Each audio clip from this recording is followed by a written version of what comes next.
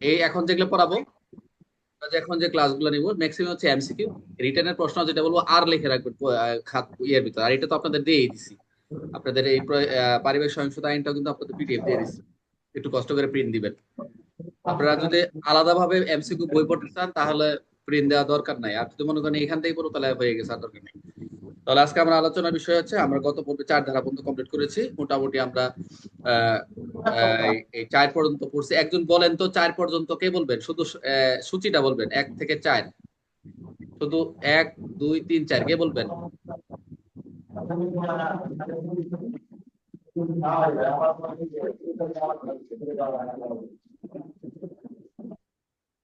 কে বলবেন 1 থেকে 4 পর্যন্ত বলার কেউ আছে? সৎ সাহস করেন না কেন? আচ্ছা, আমি ফাঁকে ফাঁকে ধরবো, অসুবিধা নাই। আমরা পড়াটা শুরু করি।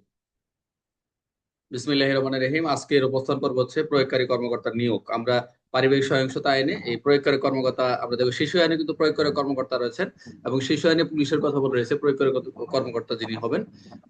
এখানে প্রয়োগকারী কর্মকর্তা বলতে এটা এমসিকিউর প্রশ্ন। দেখেন, সরকার বা সরকার গেজেট প্রজ্ঞাপন দ্বারা এই আইনের উদ্দেশ্য পূরণ করবে ক্ষেত্রমত প্রত্যেক উপজেলা ট্রাই টু আন্ডারস্ট্যান্ড, থানা, জেলা, মেট্রোপলিটন এলাকার জন্য এক বা একাধিক প্রয়োগকারী কর্মকর্তা নিয়োগ করতে পারবে। কে করবে? সরকার।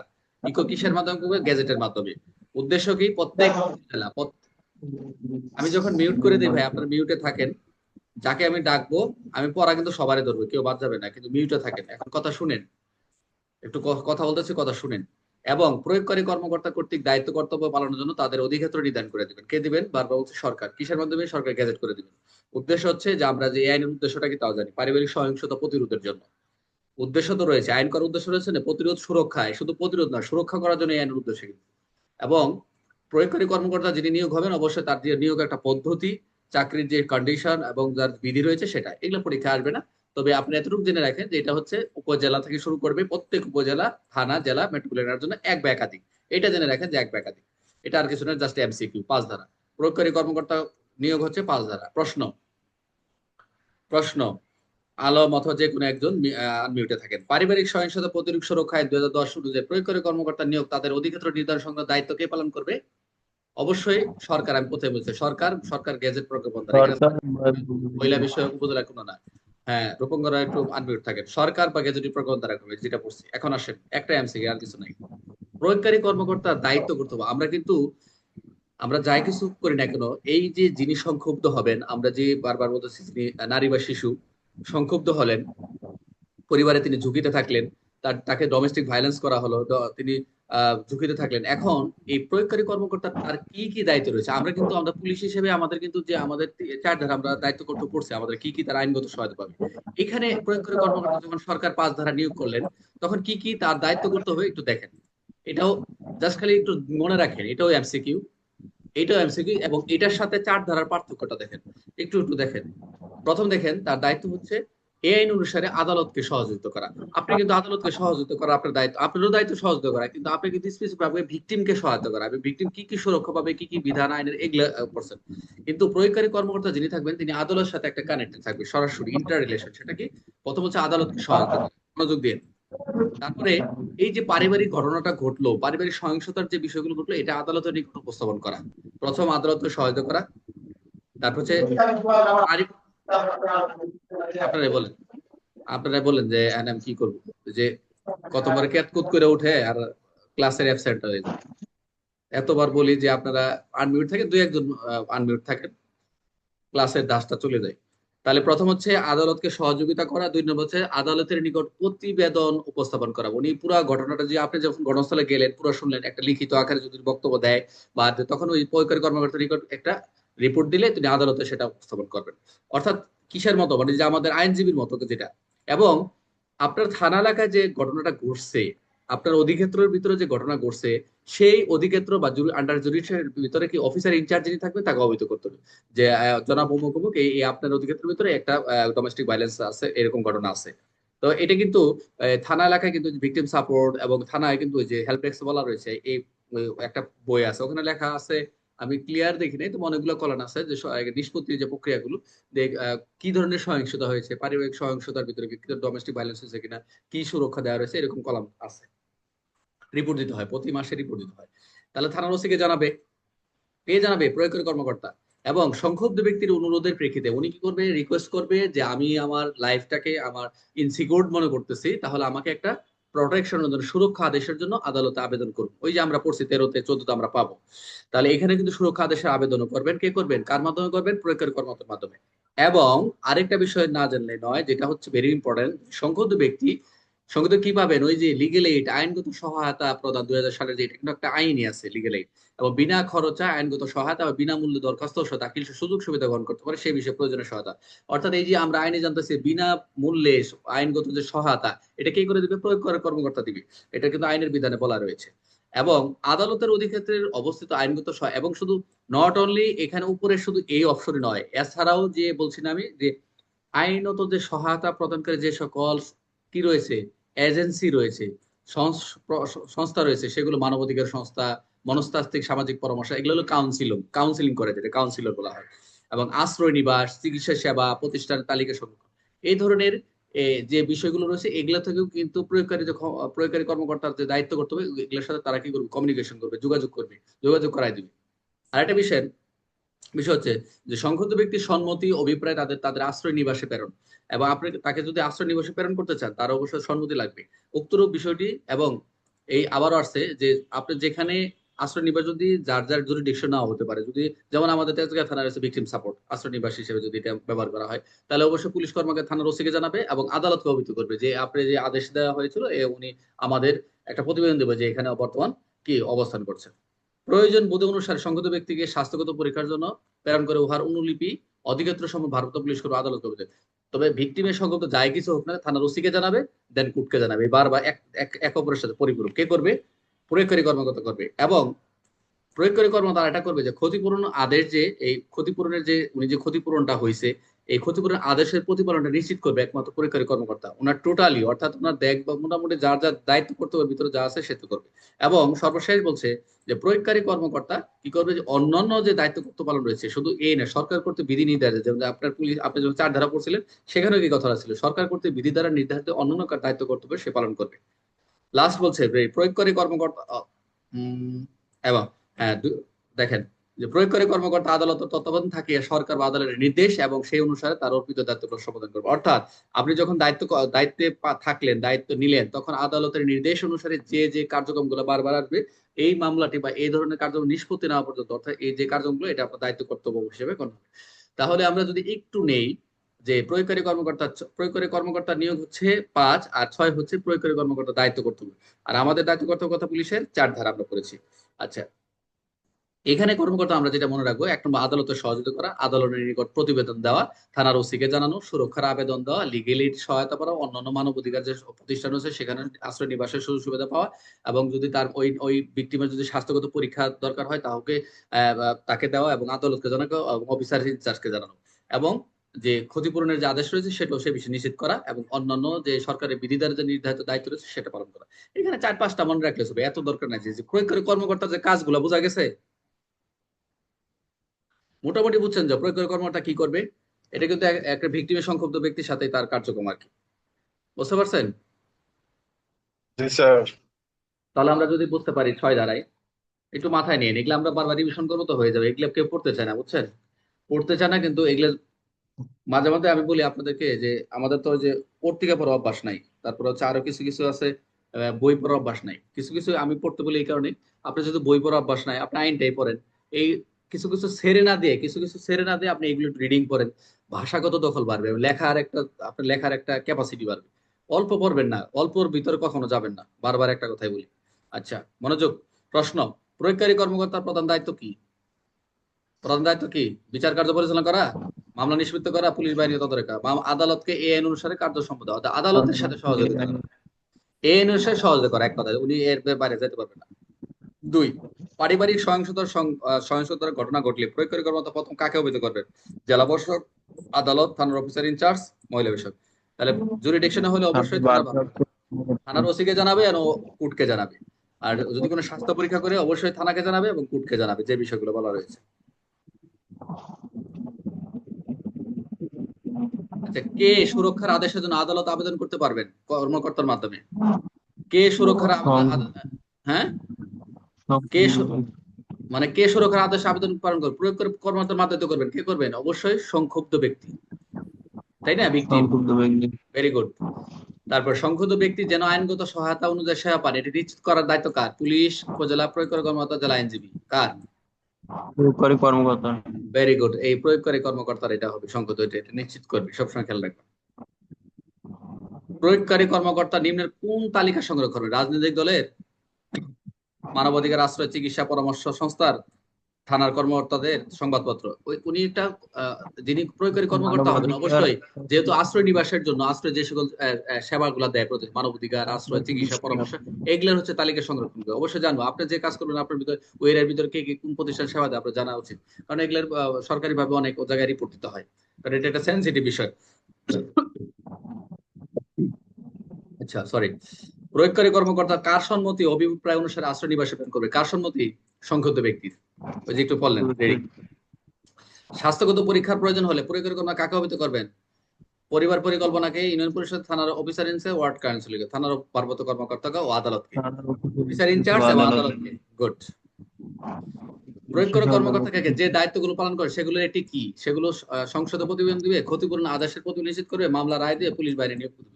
ক্ষতিপূরণ আদেশ প্রতিপালন যে দায়িত্ব পালন করবে, এটা এটা নিশ্চিত করবে যে তার যে ক্ষতিপূরণটা হয়েছে এটা নিশ্চিত করবে সে প্রয়োগকারী কর্মকর্তা। আচ্ছা, প্রয়োগকারী কর্মকর্তার উপর দায়িত্ব আরোপ তত্ত্বাবধান কার অধীনে হয়? পুলিশ সুপার, স্থানীয় প্রশাসন, আদালত, মহিলা বিষয়ক শিশু মন্ত্রণালয়। আদালত। আদালতের তত্ত্বাবধানে কার নিয়ন্ত্রণ হয়? সর্বশেষ 10টা। প্রয়োগকারী কর্মকর্তা নিয়োগ ও পদ্ধতি, চাকরির শর্ত কিভাবে হবে? সংসদ আইন পাশ করে, আদালতের আদেশে, বিধি দ্বারা, মন্ত্রণালয়ের চিঠি দ্বারা? বিধি দ্বারা। বিধি দ্বারা। আচ্ছা, আপনাদের একজন একটু বলেন, আপনাদের কি এভাবে পড়লে কি কষ্ট হচ্ছে নাকি কোনো আনইজি ফিল করতেছেন বা ভালো লাগতেছে না? কোনো মতামত আছে আপনাদের কারো? স্যার কোনো মতামত নেই, কারণ তবে হচ্ছে বলেন। যারা ক্লাস করি স্যার আপনার কাছে। স্যার হ্যাঁ শুনতেছেন বলেন। স্যার আমাকে? হ্যাঁ শোনা যাচ্ছে। স্যার আপনার ক্লাস আমার যথেষ্ট পরিমাণ ভালো লাগতেছে, কিন্তু ওই যে সাইড টক হচ্ছে স্যার, এর জন্য একটু আমি মানে শুনতে পাচ্ছি না স্যার, আর এই জন্য একটু কষ্ট হচ্ছে স্যার। মানে শুনতে আমার কথা শোনা যাচ্ছে না নাকি বুঝলাম না? আয়ত্ত করতে কষ্ট হচ্ছে?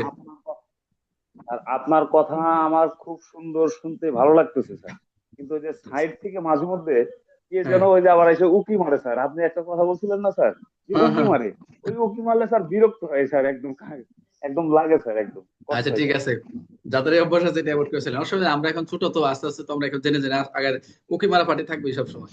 কারণ হচ্ছে তারা দেখে আইসে একজনে বলে কি ওখানে দেখ আমি কি চিত্র মিত্র দেখা যাইতেছে।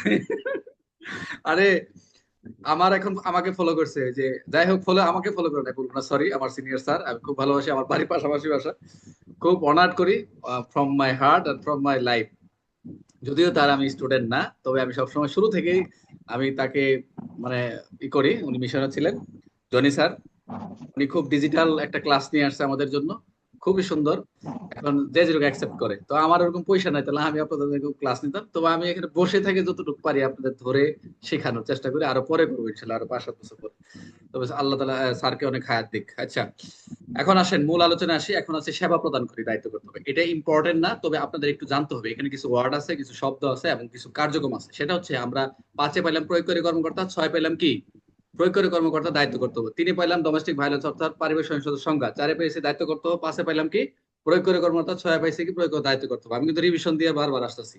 এখন আসেন যে সেবা প্রদানকারী, আমরা কিন্তু উপরে কিন্তু পড়ছিলাম যে সেবা প্রদানকারী গুলোকে তালিকা করবে কে করবে? প্রয়োগকারী কর্মকর্তা 6 ধারায়। এখন দেখেন তাদেরও কিছু কর্তব্য রয়েছে, যে সকল সেবা প্রদানকারী প্রতিষ্ঠান রয়েছে 7 ধারায়, এগুলো জাস্ট হচ্ছে তাদের একটা লাইসেন্স আছে, জাস্ট এটা একটু দেখেন আর কিছু না। পরীক্ষা আসার মতো না, কিন্তু যে একটা ওয়ার্ড আছে জরুরি, যে সোসাইটি রেজিস্ট্রেশন অ্যাক্ট অনুসারে নিবন্ধিত কোনো সমিতি থাকবে। আমরা অনেক সময় থানা লেভেলে কাজ করবে, এরকম প্রতিষ্ঠান আপনি পাবেন। আপনি যা জিজ্ঞেস করুন ভাই এটা কিসের প্রতিষ্ঠান, আপনার লাইসেন্স আছে কিনা, তারা বলবে যে এটা ভাই আপনাদের আপনার আদালত। আসলে থানা এলাকায় আমরা যারা কাজ করি বা একটু একটু রিলেটেড আছে, বিশেষ করে আমাদের থানা লেভেলে যারা ড্রাইভার যারা রয়েছে এরা খুব চালাক করি, তারা সব জায়গায় ঢুকে তো। আর যারা একটু কনস্টেবল যারা যারা দীর্ঘদিন ধরে আছে তারা খুব আনাচাঙ্গা সব চিনে। আর এটা দেখেন voluntarily social welfare agency registration control coordination 1961, এগুলো কিন্তু সেবা প্রদানকারী। এগুলো আবার কোম্পানি আইনের অনুসারেও এই নিবন্ধিত কোনো অলাভজনক কোম্পানি রয়েছে, এগুলো সব বিদেশি কিছু কিছু পন্থা থেকে বিদেশ থেকে অর্থ টর্থ পায়। আর একটা দেখেন foreign donation voluntary activities regulation ordinance 97, কি ধরনের যে সেবামূলক প্রতিষ্ঠান আছে যেগুলো হচ্ছে এরা হচ্ছে বাইরে থেকে টাকা পেয়ে তারা চলে, এটা আপনি জানবেন না, কিন্তু তারা কখনো চায় না যে ডোমেস্টিক ভায়োলেন্স বাড়ুক বা সমস্যা, কিন্তু আসলে দেশের পরিস্থিতি প্রেক্ষাপটে স্থানকাল পাত্র ভেদে সবকিছু আমরা আন্ডারে চলে আসি। আরেকটা হচ্ছে কোনো প্রতিষ্ঠান আপাতত বলবৎ আইনের প্রতিষ্ঠিত, যদি এটা অন্য কোনো প্রতিষ্ঠান কোন আইনের দ্বারা যদি প্রতিষ্ঠিত হয়ে থাকে সেটা হচ্ছে এই উদ্দেশ্য হবে মানবাধিকার, যেমন মানবাধিকার বিশেষত মহিলা শিশুদের স্বার্থ অধিকার সংরক্ষণ অন্তর্ভুক্ত, এটা খুব ইম্পর্টেন্ট এই যে এই শব্দটা। এটা হচ্ছে যে অন্য কোনো প্রতিষ্ঠান বলবৎ আইনের প্রতিষ্ঠিত হয় যেটা মানবাধিকার, মানবাধিকার নিয়ে একটা খুব আমি এই আইনটা পড়াবো আপনাদেরকে সময় পেলে, মানবাধিকার খুবই চমৎকার। উন্নত কান্ট্রিতে আমরা আমাদের মতো যে হাজার হাজার মাইনর হাজার হাজার এই যে আইন নিয়ে চলে না, ওরা হচ্ছে এই যে অ্যামনেস্টি ইন্টারন্যাশনাল মানবাধিকার এবং ছোট ছোট বিষয়গুলো তারা যে আদেশগুলো করে, যে নীতিগুলো চলে, নীতিমালাগুলো বা প্রিন্সিপাল গুলো, তারা ওটাই আইন। হ্যাঁ, তারা লেখা আছে স্ট্রিক্টলি প্রহিবিটেড বা এখানে নিষেধ, তারা ওটা নিষেধ। ডন্ট স্মোকিং বা ডন্ট স্মোক হেয়ার, এটা নিষেধ। কিন্তু আমরা কি করি, আমরা আইন প্রয়োগ করেও লেখা আছে সুন্দর করে প্রস্তাব করলে 10 টাকা জরিমানা, ওনে যায় দেখবেন খালি প্রস্তাবই করে। হ্যাঁ, একের সুন্দর করে একের লেখা আছে প্রস্রাব করিবেন ভাষায় ফেলতেছে, লেখা আছে এখানে যে প্রস্রাব করবেন না, দাঁড়িয়ে প্রস্রাব করবেন না, দাঁড়িয়ে করবেন না, বসে লেখা আছে, এত সুন্দর একটা ওয়াল লেখা আছে এখানে, পোস্টার লাগাবেন না, দেখবেন হাজার পোস্টার লাগাই দিতেছে। এটা হচ্ছে বাংলাদেশের আইন, কথা বলছেন, ওগুলো বলে লাভ নাই। আচ্ছা, যা হোক, বাস্তবায়নের অর্থ আইনগত সহায়তা, চিকিৎসা, আর্থিক অন্যান্য কোনো সহায়তা নিমিত্ত হয়। আইনের উদ্দেশ্য পূরণ করবে স্বীকৃতি লাভ করেছে এরকম প্রতিষ্ঠান যদি সেবা সেবা সেবা বলে গণ্য হবে, এইটা একটু করবেন যে আইনের উদ্দেশ্য পূরণ করবে, এটাই উদ্দেশ্য যে স্বীকৃতি লাভ করছে এইরূপ প্রতিষ্ঠান আইনের উদ্দেশ্য পূরণ করবে এবং সেবা সেবা প্রদান করে বলে গণ্য হবে। মনে রাখবেন যে এই যে আপনি যে লিগেল এইডে তারা বিনা খরচে এই আদালতে প্রয়োগ করে কর্মকর্তার মাধ্যমে উপস্থাপন করবে, তো এইগুলো খরচ কে দিবে? সরকারের তো একটা বাজেট আছে, সরকার তাদের খরচ দেয় এবং বিদেশি কিছু কিছু আছে প্রতিষ্ঠান সেগুলো কিন্তু পায়। এখন সেবা, যে এখন আমরা এই লাইসেন্স কিছু কিছু যে প্রতিষ্ঠানগুলো দেখলাম, এগুলো হচ্ছে আমরা সাথে যদি আরেকটু দেখি এদের কর্তব্যগুলো কি, এর দায়িত্ব কি, দেখেন কি কাজ করে এরা। সংক্ষুব্ধ ব্যক্তির সম্মতির ভিত্তিতে যে আবার আছে তাদের কনসেন্ট নিয়ে পারিবারিক সহিংসতার ঘটনা নির্ধারিত ফর্মে লিখিত করবে, তাদের একটা বিধি রয়েছে, নির্ধারিত ফর্ম রয়েছে, সেই সংশ্লিষ্ট অধিক্ষেত্রে আদালত এবং প্রয়োগকারী কর্মকর্তার নিকট অনুলিপি করবে। তারা কি করে, নির্ধারিত ফর্মটা পূরণ করে বলবে আপনি প্রয়োগকারী কর্মকর্তার মাধ্যমে আপনি সেটা ব্যবস্থা করবেন, সেটা কি করবে, প্রয়োগকারী কর্মকর্তা অনুলিপি প্রেরণ করবে। সংক্ষুব্ধ ব্যক্তির স্বাস্থ্য পরীক্ষার জন্য যদি মনে করে যে ফিজিক্যাল অ্যাসাল্ট হয়েছে, তাকে টর্চার করা হয়েছে, গ্রিভিয়াস হার্ট হয়েছে, তাই সেই ক্ষেত্রে স্বাস্থ্য পরীক্ষার জন্য পরীক্ষার রিপোর্ট সহ এই কর্মকর্তার নিকট প্রেরণ করবে এবং থানায় সংশ্লিষ্ট থানায় প্রেরণ করবে। তারপর বলছে সংক্ষুব্ধ ব্যক্তিকে আশ্রয় নিবাসে প্রেরণের ব্যবস্থা গ্রহণ, যদি মনে করে যে হ্যাঁ আশ্রয় ব্যবস্থা নেওয়াটা জরুরি, সেটা উক্তরূপ প্রেরণটি বিষয়টি নিকটবর্তী থানাকে অবহিত করবে, অবশ্যই করবে, কারণ এটা একটা রেসপন্সিবিলিটি। কারণ যে এলাকায় একজন সংক্ষুব্ধ ব্যক্তি থাকবে সেটা হয় তাই নয়। এবং সরকার নির্ধারিত বিধিধারা অন্যান্য দায়িত্ব করে, এই প্রশ্নটা বারবার আছে এই লাইনটা, যে সরকার কর্তৃক বিধিধারা নির্ধারিত অন্যান্য দায়িত্ব যে রয়েছে সেটাও পালন করবে। এখানে একটু কথা না বললে নয়, যেন আমরা এই যে নারী শিশুর ক্ষেত্রে আমরা অনেক সময় দেখবেন সমাজ যুব সমাজ না সমাজ সেবা অধিদপ্তর, আমি ওই যে বাচ্চাদের যে হারিয়ে যায় রাস্তাঘাটে এরকম বাচ্চা টাচ্চা পাওয়া যায়, যাই হোক, এরাও তো শিশু, বিভিন্ন ভাবে তারা তাদের বাবা মা নেই, এরা হচ্ছে সুবিধা বঞ্চিত শিশু, 89-এর শিশু আইনে পড়বো আমরা, সুবিধা বঞ্চিত শিশু কারা। তো এরা কিন্তু এই সুবিধা বঞ্চিত শিশু ঘোষণা ঘোষিত হয়েছে এবং এদেরকে আমরা যে বিভিন্ন বালক বালিকা রয়েছে বীরপুর, তারপর হচ্ছে আমরা গাজীপুর, টঙ্গী, এরকম বিভিন্ন জায়গা রয়েছে। তো যাই হোক, একটা 1 মিনিটে বলি, একটা বাচ্চা আমি নিয়ে আসছিলাম কোনো কারণে, সেটাকে সারাদিন ডিউটি ছিল, আমি রেয়ারিং করতাম, আমি খাওয়াইতাম, শেষ পর্যন্ত বাসায় নিয়ে আসছি। এমন একটা অবস্থা, পরে এটা খুঁজে খুঁজে পাওয়া যায় না, সিদ্ধান্ত আসে যে স্যারের কাছে রাখবো। এই কি করছে, স্টুপিড, এই স্যারের রুমে ঢুইকা, মানে মানে ছোট ছোট বাচ্চাদের, এরা আসলে ওই যে বিড়ি সিগারেট খায় অভ্যাস তো, এই বাচ্চাটাকে দেখতাম যে বিড়ির পুটকি কে বিড়ি খায় সবাই স্যাক দিত, মানে এতটা নিকৃষ্ট মানুষ, একটা শিশু বাচ্চাকে বিড়ি খেয়ে খেয়ে পাছায় শরীরে মুখে ঢুকে স্যাক দিত ধরে ধরে ধরে ধরে, তা কেমন সহ্য করতো? তাহলে ওরা কারা? আসলে আমাদের সমাজ ব্যবস্থা এরকমই, কিছু কিছু কালপিটের জন্য আছে সমাজ ব্যবস্থা এই অবস্থা। তো যাই হোক, সরকারের এই এদেরকে রেয়ারিং করার জন্য, এদেরকে সঠিকভাবে ব্যবস্থাপনা করার জন্য অনেক প্রতিষ্ঠান রয়েছে, অনেকে আমরা জানি না, এগুলোর অনেক বাজেট। যাই হোক, তাহলে আমরা সেবা প্রদানকারীর যে দায়িত্ব কর্তব্য আমরা দেখলাম, এই যে চিকিৎসা টিকিৎসা, তাদের আশ্রয় নিবাসে প্রেরণ, এবং এগুলো কিন্তু কার্যক্রম রয়েছে। তাহলে আমরা মোটামুটি প্রথম থেকে আমরা যদি যাই, 3 ধারা হচ্ছে পারিবারিক সহিংসতার সংজ্ঞা, এখানে 4টি বিষয় রয়েছে। 5 ধারা হচ্ছে কি, 4 ধারা হচ্ছে আপনার পুলিশের দায়িত্ব কর্তব্য, তারপর হচ্ছে 5 ধারা প্রয়োগকারী কর্মকর্তা, 6 ধারা হচ্ছে প্রয়োগকারী কর্মকর্তার দায়িত্ব কর্তব্য, 7 ধারা হচ্ছে সেবা প্রদানকারী প্রতিষ্ঠান এবং সেবা প্রদান প্রতিষ্ঠানের দায়িত্ব কর্তব্য। ক্লিয়ার? এখন আসেন, 1, নিম্নের কোন আইনের অধীন নিবন্ধিত স্বেচ্ছাসেবী সমিতি সেবা প্রদান বিষয়ে গণ্য হবে? যেটা হচ্ছে সোসাইটি রেজিস্ট্রেশন 1860 সালে, সেটা আমরা দেখলাম। এখানে ইনকাম ট্যাক্স, পেনাল কোড এগুলো আমরা পাইনি। এই সোসাইটিস রেজিস্ট্রেশন 1860 সালের যে আইন থেকে সেটা আসবে। আর এটা হচ্ছে ভলান্টারি সোশ্যাল ওয়েলফেয়ার এজেন্সিস, এগুলো পরীক্ষা আসবে না, যার শুধু দেখে নেন। কন্ট্রোল অনেক কত সালে পরিণত হয়, পরীক্ষা হলে সব যদি আইসা পড়ে তাহলে তো পরে বাকি থাকলো কি, ভবিষ্যতে এগুলো আসবে। Voluntary social welfare agencies registration and control ordinance কত সালে হয়? এগুলা 1961, ওটা হলো 60 এবং 1961। এটা ইম্পর্টেন্ট। নিম্নের কোনটি সেবা প্রদান করে বৈশিষ্ট্য নয়? নিম্নে কোনটি সেবা প্রদান করে বৈশিষ্ট্য নয়? অলাভজন প্রতিষ্ঠান, কোম্পানি আইন অনুযায়ী নিবন্ধিত, কেবল ব্যবসার উদ্দেশ্যে পরিচালিত। এটাই, যাদের ব্যবসায়িক পরিচালিত হয়েছে, যেগুলো হচ্ছে সব বৈশিষ্ট্য না, তারা তারা কি ব্যবসা করার জন্য করছে? তারা কিন্তু একটা নিবন্ধিত আইন, অলাভজনক প্রতিষ্ঠান, সরকার কর্তৃক স্বীকৃত। তবে এরা তো আর ব্যবসা খুলে বসে, তারা তো একদম টাকা ছাড়া তারা কার্যক্রম পরিচালনা করছে। কোন আইনের অধীনে এনজিও বিষয়ক ব্যুরোতে নিবন্ধিত সংস্থার সেবা প্রদানকারী হিসেবে বিবেচিত হয়? এটা কোনটা? সেটা হচ্ছে ফরেন ডোনেশন ভলান্টারি অ্যাক্টিভিটিস, যেটা হচ্ছে এনজিও হিসেবে। এই এনজিও তে চাকরি করতে বলে ভালো, বুঝছেন? একটা অফার পাইছিলাম কিন্তু যাইনি আসলে, পরে পস্তাইছি। যে এই আইনের এনজিও, যে কিছু কিছু এনজিও, বিদেশি এনজিও আছে, যেমন হচ্ছে এই যে জেনেভা ক্যাম্পের কিছু কিছু যারা কাজ করে, বিভিন্ন বিভিন্ন ধরনের কার্যক্রম আছে, বিভিন্ন রিপোর্ট দিতে হয়, খুব ভালো পয়সা এদেরকে, বুঝছেন? কোন ধরনের উদ্দেশ্য সম্পন্ন প্রতিষ্ঠান সেবা প্রদানকে হিসেবে গণ্য হবে? আই রিপিট, কোন ধরনের উদ্দেশ্য সম্পন্ন সেবা প্রদান গণ্য হবে? ব্যবসায়িক, রাজনীতি, মানবাধিকার সংরক্ষণ। এটাই মানবাধিকার সংরক্ষণ। 6, কোন আইন অনুযায়ী নিবন্ধিত অলাভজনক সেবা প্রদান করতে পারে? সেটা হচ্ছে কি, আমরা জানি কম্পিটিশন অ্যাক্ট। এই দুইটাই, একটা হচ্ছে তিনটা পাইলাম, 60, 61, 94। সেবা প্রদানকারীরা কি ধরনের সহায়তা প্রদান করবে? কেবল চিকিৎসা, কেবল আইনগত, আইনগত, চিকিৎসা, আর্থিক, এই তিনটাই। আইনগত সেবা দিবে, চিকিৎসা সেবা দিবে, আর্থিক অন্যান্য সহায়তা দিবে। আর সেবা প্রদানকারীর উদ্দেশ্য পূরণে কোন কর্তৃপক্ষের স্বীকৃতি প্রদান করে? সেবা প্রদানকারীর উদ্দেশ্যে কোন কর্তৃপক্ষ? আদালত, সংসদ, সরকার, কাউন্সিল। অবশ্যই সরকার। সেবা প্রদানের উদ্দেশ্য পূরণের জন্য সরকার স্বীকৃতি দিবে যে আপনাকে। সেবা প্রদানকারী হওয়ার জন্য একটি প্রতিষ্ঠানে কি থাকা আবশ্যক? প্রফিট মোটিভ, সরকার কর্তৃক স্বীকৃত, ব্যাংক ঋণ, বিদেশি বিনিয়োগ। অবশ্যই সরকার কর্তৃক স্বীকৃতি থাকতে হবে। সর্বশেষ 10, কতগুলো এমসিকিউ করছি দেখেন। এই আইন অনুযায়ী প্রতিষ্ঠানগুলোকে কি বলা হয়? আইনি উপদেষ্টা, স্বেচ্ছাসেবক, সেবা প্রদানকারী, বিচারক। অবশ্যই সেবা প্রদানকারী প্রতিষ্ঠান। তাহলে আমরা একটু পার্থক্য দেখলাম কিন্তু। প্রয়োগকারী কর্মকর্তা নিয়োগ দেখলাম, প্রয়োগকারী কর্মকর্তা দায়িত্ব করতে দিলে, সেবা প্রতিষ্ঠান দিলে আমরা সেবা প্রতিষ্ঠান কর্মকর্তার দায়িত্ব কর্তব্য দেখলাম। ক্লিয়ার সবার মোটামুটি? বুঝতে পারছেন এই পর্যন্ত? বলেন তো 3 থেকে 7 পর্যন্ত বলেন, শুধু সূচি। একজন বলেন, রূপঙ্কর বলেন 3 থেকে 7।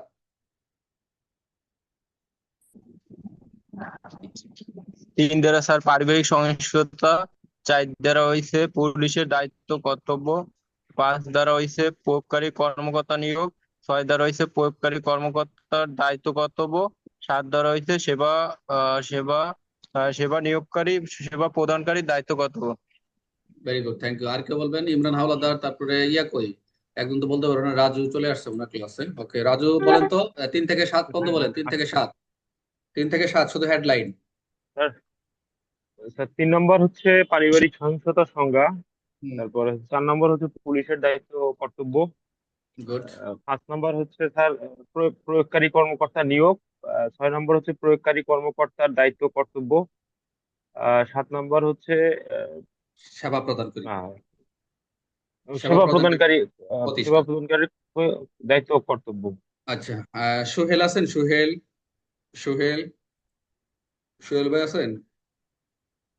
সোহেল ভাই কি ব্যস্ত মনে হয়? বাচ্চা টাচ্চা গুলো নিয়ে আছে মনে হয়। আচ্ছা ঠিক আছে, ওকে ওকে, ঠিক আছে। এরপর আমরা পরেরটা, আর কেউ বলতে চাচ্ছেন? 3 থেকে 7 পর্যন্ত ক্লিয়ার। এখন আছেন আশ্রয় নিবাসের দায়িত্ব, ভেরি ইম্পর্টেন্ট, মনোযোগ দেন। এখন আমরা একটু ব্যতিক্রম আসলাম, আমরা হচ্ছে আশ্রয় নিবাস। ক্লাসটা আর 10 মিনিট পরে শেষ হবে, আবার লিঙ্ক দিব, কোনো কেউ যাবেন না, প্রথম সেশন চলতেছে। এখন একটু ক্লাস করে মজা পাবেন, কারণ একটু আগাবো আর কি। আশ্রয় নিবাসের দায়িত্ব 8 ধারা। আই রিপিট, আশ্রয় নিবাসের দায়িত্ব 8 ধারা। আমরা যে আশ্রয় নিবাস অনেক জায়গায় পেয়েছি। এখন সংক্ষুব্ধ ব্যক্তি তার পক্ষে, মনোযোগ, সংক্ষুব্ধ ব্যক্তি তার পক্ষে, আবার বলছি সংক্ষুব্ধ ব্যক্তি তার পক্ষে কে কাজ করবে? পুলিশ অফিসার, প্রয়োগকারী কর্মকর্তা, সেবা প্রদানকারী, অন্য কোনো ব্যক্তির অনুরোধের প্রেক্ষিতে আশ্রয় নিবাসের দায়িত্ব কর্তব্য সংক্ষিপ্ত আশ্রয় দেখে। একদমই যে আমরা এতক্ষণ যা পড়লাম পিছন থেকে, এখান থেকে একদম ইজি হয়ে গেছে, কারণ পিছন থেকে এই ওয়ার্ড গুলো পড়ে আসছি। আশ্রয় নিবাসের দায়িত্ব কে কে পালন করবে? প্রথম হচ্ছে পুলিশ কর্মকর্তা, পর হচ্ছে প্রয়োগকারী কর্মকর্তা, পর হচ্ছে সেবা প্রদানকারী প্রতিষ্ঠান, পর হচ্ছে অন্য কোনো ব্যক্তির অনুরোধে আশ্রয় নিবাসের দায়িত্বপ্রাপ্ত কর্মকর্তা যিনি হবেন তিনি অন্য ব্যক্তি আশ্রয় প্রদান করবেন। তাহলে আমরা 4টা পেলাম। ক্লিয়ার? যে সংক্ষুব্ধ ব্যক্তি আশ্রয় নিবাসের দায়িত্ব 8, কারা কারা তার পক্ষে দায়িত্ব পালন করবে? পুলিশ হবে, প্রথম হচ্ছে পুলিশ অফিসার, পরে হচ্ছে প্রয়োগকারী, পরে সেবা প্রদানকারী প্রতিষ্ঠান, বা সেবা প্রদানকারী ব্যক্তি অন্য কোনো ব্যক্তির অনুরোধের প্রেক্ষিতে আশ্রয় নিবাসের যিনি দায়িত্ব কর্তব্য থাকবেন, এই সংক্ষুব্ধ ব্যক্তিকে কি দেবেন, কাকে আশ্রয় দিবেন। এই পুরো প্রশ্নের আমি বারবার বলছি আপনাদের ফর্মুলা প্রয়োগ করবেন, প্রশ্ন করবেন, কে দিবেন, কি দিবেন, কোন উদ্দেশ্যে, কেন দিবেন, কাকে দিবেন, এই প্রশ্নগুলো বারবার ধারাকে প্রশ্ন করবেন। প্রশ্ন না করলে ভাই পিছিয়ে থাকবেন। এই ডব্লিউএস টাকে প্রয়োগ করবেন। হ্যাঁ, চিকিৎসা সেবা প্রদানকারী দায়িত্ব 9, আই রিপিট, চিকিৎসা সেবা প্রদানকারী দায়িত্ব 9। 8 দ্বারা হচ্ছে আশ্রয় নিবাসের দায়িত্ব, আর 9 হচ্ছে চিকিৎসা সেবা প্রদানকারী দায়িত্ব। চিকিৎসাকে দিবে। এখন এর মধ্যে পুলিশ অফিসার রয়েছে। দেখেন, পুলিশ অফিসার এগুলো তো ওই যে প্রয়োগকারী কর্মকর্তা কি করবে, চিকিৎসা দিবে, নিয়ে যাবে চিকিৎসার ইয়েতে, তখন থানাকে জানাবে। এই জন্য হচ্ছে পুলিশ অফিসার। এখানে শুধু আপনি একজন পুলিশ অফিসার বলতে আইজি বন্ধ বোঝানো হয়েছে। কোন পুলিশ অফিসার থানাতে যে দায়িত্ব থাকবেন থানা ভারপ্রাপ্তকে বোঝানো হয়েছে। কোন পুলিশ অফিসার প্রয়োগকারী কর্মকর্তা সেবা প্রদান হুবহু এটাই আসছে। জাস্ট এখানে পার্থক্য হচ্ছে কোনো অন্য ব্যক্তির অনুরোধে হাসপাতাল চিকিৎসা সেবা প্রদান করিবে। কে সেবা প্রদান করবে? হাসপাতাল চিকিৎসা প্রদান করবে। কাদের অনুরোধে? সংগত ব্যক্তি তার পক্ষে। সংগত ব্যক্তি করবে তো সংগত ব্যক্তির, কিন্তু তার পক্ষে কে কে যাবে? কোনো পুলিশ অফিসার, প্রয়োগকারী কর্মকর্তা সেবা প্রদান করে। কে করবে? কার করবে? সংগত ব্যক্তির। কোথায় করবে? হাসপাতাল চিকিৎসা করবে। শেষ। তাহলে 8, 9 কোনো সমস্যা আছে? 8 হচ্ছে আশ্রয় নিবাসের দায়িত্ব, 9 হচ্ছে চিকিৎসা সেবা প্রদানের দায়িত্ব। কোনো ঝামেলা আছে 8, 9? স্যার এইটা কি মানে রিটেন পরীক্ষার জন্য ইম্পর্টেন্ট না ইয়ার জন্য এটি 8, 9 এমসিকিউ, টা স্যার ওই যে এমসিকিউ, এমসিকিউ। রিটার্নের জন্য তো বলেই দেবো যে এটা যেটা জোর দিব আর কি। এখন আসেন প্রশ্ন, চিকিৎসা সেবা প্রদানের দায়িত্ব 9 ধারা। আচ্ছা, নিম্নের কোন পক্ষের অনুরোধে চিকিৎসা সেবা প্রদান করা বাধ্যতামূলক? শুধু পুলিশ অফিসার, শুধুমাত্র সেবা প্রদান করি, সংযুক্ত ব্যক্তি তার পক্ষে পুলিশ অফিসার, প্রয়োগকারী কর্মকর্তা সেবা প্রদান করে। সবগুলো একসাথে ঢুকাই দিছে, শুধুমাত্র ডাক্তার। তাহলে এটাই হবে সংযুক্ত ব্যক্তি তার পক্ষে পুলিশ স্যার অফিসার, প্রয়োগকারী কর্মকর্তা, এটাই কিন্তু মানে সবগুলো একসাথে ঢুকাই দিছে আর কি সিটে। আচ্ছা, চিকিৎসা সেবা কোথায় প্রদান করা বাধ্যতামূলক? আদালতে, থানায়, হাসপাতালে, বাসায়। অবশ্যই চিকিৎসা সেবা হাসপাতালে। গুড। চিকিৎসা সেবা প্রদানের ক্ষেত্রে চিকিৎসা প্রতিষ্ঠান কাদের অনুরোধে সাড়া দিতে বাধ্য? আই রিপিট, চিকিৎসা সেবা প্রদানের ক্ষেত্রে চিকিৎসা প্রতিষ্ঠান কাদের অনুরোধে সাড়া দিতে বাধ্য? কেবল রোগী, পুলিশ অফিসার, প্রয়োগকারী কর্মকর্তা, যে কোনো ব্যক্তির, সেবিকা, নার্সের, কেবল চিকিৎসা বোর্ডে। রোগী বি তিনি স্যার বি রোগী পুলিশ অফিসার রোগী পুলিশ প্রয়োগকারী কর্মকর্তা। Good. এখন আসেন ভেরি ভেরি ইম্পর্টেন্ট, যেটা হচ্ছে আমরা এখান থেকে শুরু হবে। 10 কিছু নাই, অংশীদারি বাসগৃহ। এই যে আমরা অংশীদারি বাসগৃহের সংজ্ঞা পড়ছি না? কত পড়ছিলাম? কত অংশীদারি বাসগৃহ? 1, 2 এর 2। স্যার আমরা সংজ্ঞা পড়েছিলাম। 2 এর 2 স্যার। সংজ্ঞা পড়েছিলাম যে অংশীদারি বাসগৃহের কি এখানে কি কি অন্তর্ভুক্ত রয়েছে। এখন এর অধিকারটা রয়েছে 10-এ, মনে থাকবে। এই 2 এর 2 এর অধিকার রয়েছে 10-এ, যে অধিকার থাকবে। এখানে জাস্ট একটা ধারা করেছে যে সংক্ষুব্ধ ব্যক্তির অংশীদারি বাসগৃহের অধিকার থাকবে, এইটুকু। এটা জানার কিছু নাই। তার অধিকার রয়েছে 10-এ, মনে থাকবে। সংক্ষুব্ধ ব্যক্তির অধিকার থাকবে 10-এ, অংশীদারি বাসগৃহে বসবাসের অধিকার থাকবে 10 দ্বারা, মনে থাকবে। এখন আমি রিপিট করি, আবার 8 দ্বারা হচ্ছে আশ্রয় নিবাস, 9 দ্বারা হচ্ছে চিকিৎসা সেবা প্রদানকারীর দায়িত্ব করতে হবে, আর 10 দ্বারা হচ্ছে সংক্ষুব্ধ ব্যক্তি অংশীদারি বাসগৃহে বসবাসের অধিকার। তাহলে আমি প্রথম থেকে যদি একবার যাই, 3 দ্বারা হচ্ছে পারিবারিক সহিংসতার সংজ্ঞা, 4 দ্বারা হচ্ছে পুলিশ সংজ্ঞা। দায়িত্ব কর্তব্য, 5 দ্বারা হচ্ছে প্রয়োগকারী কর্মকর্তা, দায়িত্ব। 6 দ্বারা হচ্ছে প্রয়োগ করা কর্মকর্তা দায়িত্ব কর্তব্য, দায়িত্ব কর্তব্য। চিকিৎসা সেবা যে 7 দ্বারা কি? 7 দ্বারা সেবা সেবা প্রদান। হ্যাঁ, সেবা প্রদান। 8 দ্বারা, সেবা প্রদান। হ্যাঁ 8 দ্বারা আশ্রয় নিবাস, আশ্রয় নিবাসের দায়িত্ব। 9 দ্বারা চিকিৎসা সেবা প্রদান করি, আর 10 ধারা অংশীদারি বাসগৃহে অংশীদারি বাসগৃহ অধিকার।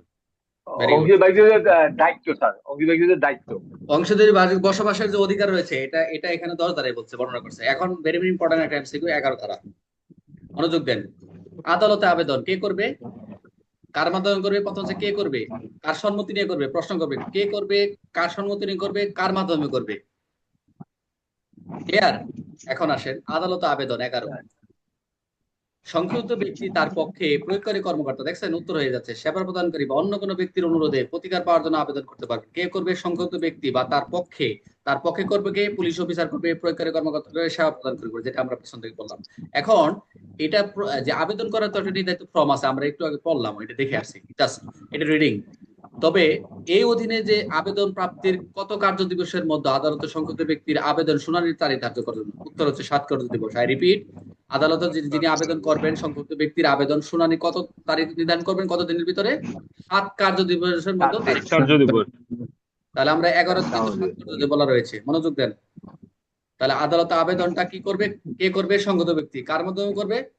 প্রয়োগকারী কর্মকর্তা সেবা প্রদানকে অন্য কোনো ব্যক্তির মাধ্যমে আইনি প্রতিকার পাওয়ার জন্য। এবং সে যখন আবেদন করবে, কত কার্য দিবসের মধ্যে আদালত শুনানির তারিখ নির্ধারণ করবে? 8 কার্য দিবস কর্মদিবস। স্যার। ভেরি গুড, এই এমসিকিউটা দেখি। এই আইনের অধীন প্রতিকার পাওয়ার জন্য কে আদালত আবেদন করবে? তাহলে উত্তর হচ্ছে সংগত ব্যক্তি, নাকি না? সংগত ব্যক্তি তার না, পক্ষে প্রয়োগকারী কর্মকর্তা সংক্ষুব্ধ সেবা ব্যক্তি প্রদান। ও তার প্রতিবেদন। হ্যাঁ, এটা তার বুঝতে পক্ষে পেরেছি। প্রয়োগকারী কর্মকর্তা। অনেকে আবার এটা দিয়ে দিবে, এই সংগত ব্যক্তি দিবে, কেবল কেবল সরকার এটা দিবে। আবেদনটি কোন নিয়মে করতে হবে? মৌখিক, আদালতের খেয়াল খুশি মতো, বিধি দ্বারা নির্ধারিত ক্রমে। বিধি দ্বারা নির্ধারিত ক্রমে। বিধি দ্বারা নির্ধারিত করবে। আবেদন পাওয়ার পর কত কার্য দিবসের মধ্যে আদালত শুনানির কার্য নির্ধারণ করবে? 7 কার্য দিবস। 7 কার্য সাত দিবস। কার্য দিবস। কোন উপধারানো যে আবেদনের ফল নির্ধারিত, এটা দরকার নাই, এগুলা দরকার নাই, এটা একটা ভুয়া। আদালতের আবেদনের উদ্দেশ্য কি? অপরাধ প্রমাণ করা, প্রতিকার লাভ করা, সাক্ষ্য সংগ্রহ করা, পুলিশ তদন্ত করা। Very important. আদালতে আবেদনের উদ্দেশ্যটা কি? প্রতিকার লাভ করে স্যার। ভেরি গুড, খুব চমৎকার। দেখছেন আপনারা একটু ভাই মনোযোগ দিয়ে পড়েন, আপনারা অল্প পড়েন সমস্যা নাই, কিন্তু প্রত্যেকটা ধারা একটু আন্ডারস্ট্যান্ডিং করেন যে উদ্দেশ্যটা কি, ধারাটা কেন দিল। এই ধারার উদ্দেশ্য এটাই যে আদালতের আবেদন হচ্ছে প্রতিকার লাভ করার জন্য। হ্যাঁ, খালি পড়ে যায় সবাই। বেরে লিখিত রিটেনের প্রশ্ন 12 হচ্ছে রিটেন, লেখা রাখেন বইয়ের পাশে। 12 হচ্ছে রিটেনের প্রশ্ন, লিখিত প্রশ্ন। আই রিপিট, 12 হচ্ছে লিখিত প্রশ্ন। আচ্ছা, দেখেন আবেদন উপর 11 ছিল আবেদন, 12 হচ্ছে আবেদন দাখিলের স্থান। এখন বোঝা যাচ্ছে যেখানে আবেদন করবে সে দাখিলের প্লেসটা কোথায় হবে। যিনি সংক্ষুব্ধ ব্যক্তি, সংক্ষুব্ধ ব্যক্তি কোন কোন জায়গা থেকে তিনি এই আবেদনটা করতে পারবেন, আদালতে দাখিল করতে পারবেন। এখানে 4টা বিষয় রয়েছে। আবেদনকারী যেখানে বসবাস করেন, প্রথম হচ্ছে আবেদনকারী, তারপর হচ্ছে বিবাদী, বিবাদী যেখানে সহিংসতা ঘটেছে, যেখানে বিবাদী বাদী অস্থায়ী বাস করে। আই রিপিট, যে স্থানে আবেদনকারী বসবাস করেন, মনোযোগ দেন, যেখানে আবেদনকারী যিনি সংক্ষুব্ধ ব্যক্তি বাস করেন সেখান থেকে করতে পারবেন আদালতে। যেখানে প্রতিপক্ষ বাস করেন, যে আপনি যেখানে বসবাস করেন, আপনি যদি গাজীপুরে বাস করেন, আপনার ওয়াইফ গাজীপুরে গিয়েও সেখানে আপনি ওখানে আবেদন করতে পারবেন ওই আদালতে। সহিংসতা যেখানে যেখানে মার খাইছেন, যেখানে সহিংসতা ঘটেছে সেখানেও আপনি করতে পারবেন। এবং সংক্ষুব্ধ ব্যক্তি অস্থায়ীভাবে যদি কোথাও বসবাস করে সেটা করতে পারবেন। তাহলে আমরা যদি একটু নেই, প্রথম হচ্ছে আবেদনকারী যেখানে বসবাস করেন বা সংক্ষুব্ধ ব্যক্তি, প্রতিপক্ষ মানে আপনি বা যে বিবাদী কথা বলা রয়েছে, আর যেখানে মারামারি হয়েছে সেখানে করতে পারবেন, অথবা সংক্ষুব্ধ ব্যক্তি যিনি অস্থায়ী বসবাস করেন। এই হলো 4টি পয়েন্ট। পরীক্ষায় প্রশ্ন আসতে পারে যে এই আইনের অধীন বা পারিবারিক সহিংসতা প্রতিরোধ সুরক্ষা আইনে একজন সংগত ব্যক্তি কোথায় কোথায় কোথা থেকে বা কোন কোন স্থান থেকে আবেদন দাখিল করতে পারবে আদালতে। তখন এই 4টা। ক্লিয়ার? সবাইকে ক্লিয়ার এটা? Clear sir. তাহলে স্যার। আপনাদের একটু পরে ক্লাসটা কেটে যাবে, আপনারা আবার নতুন দ্বিতীয় সেশনে চলে যাবেন। দেখি আমরা এটার এমসিকিউ গুলো নিতে পারি কিনা। আবেদন দাখিলের জন্য কোন স্থানের আদালতে আবেদন করা যাবে? কেবল প্রধানমন্ত্রী কার্যালয়, যে কোনো স্থানে আবেদন করে বসবাস করে, যে কোনো আদালতে, কেবল উচ্চ আদালতে, যে কোনো স্থানে আবেদন করে বসবাস করে। যে কোনো স্থানে আবেদনকারী বসবাস করে। আচ্ছা, নিম্নের কোন স্থানে সহিংসতা ঘটলে সে স্থানে আবেদন দাখিল করার জন্য প্রযোজ্য? আবেদনকারী গ্রামের বাইরে, সহিংসতা যে স্থানে ঘটেছে, কেবল জেলা শহরে, বিদেশে। অর্থাৎ যে সহিংসতা সহিংসতা যে স্থানে ঘটেছে। আবেদন দাখিলের ক্ষেত্রে প্রতিপক্ষের কোনটি বিষয় গুরুত্বপূর্ণ? তার জাতীয়তা,